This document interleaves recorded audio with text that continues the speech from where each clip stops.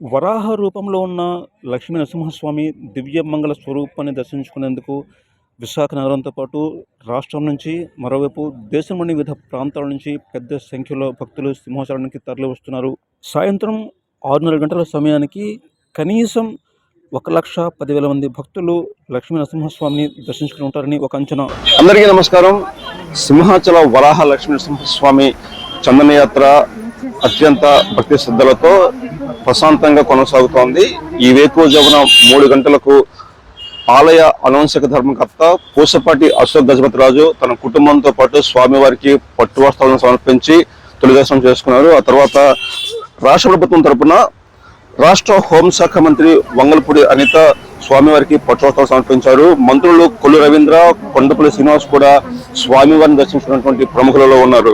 అయితే ఈసారి గతంలో ఏదైతే అవాంఛనీయ ఘటనలు చోటు చేసుకున్నాయో అటువంటి ఘటనలకు ఈసారి ఆస్కారం లేకుండా ప్రభుత్వ వర్గాలు అదేవిధంగా ఆలయ వర్గాలు పటిష్టమైనటువంటి చర్యలు తీసుకున్నాయి. ఈ క్రమంలో స్లాట్ పద్ధతిని అమలు చేస్తున్నారు.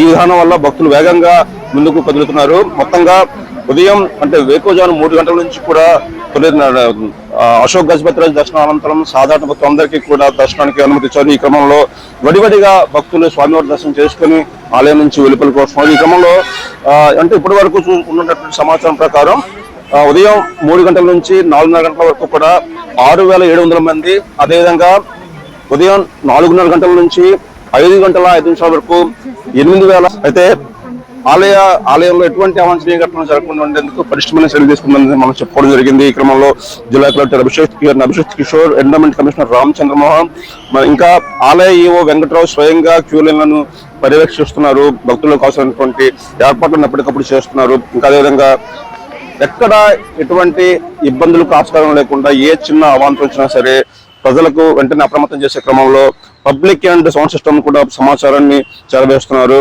అదేవిధంగా అనేక స్వచ్ఛంద సంస్థలు కూడా ముందుకు రావడం జరిగింది. తాగునీరు, మజ్జిగ, అదేవిధంగా ఇతర పండ్లను కూడా భక్తులకు అందుబాటులో ఉంచారు.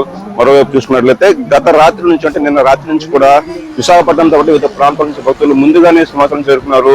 రాత్రి అంటే ఈ రాత్రి అర్ధరాత్రి వరకు కూడా ఈ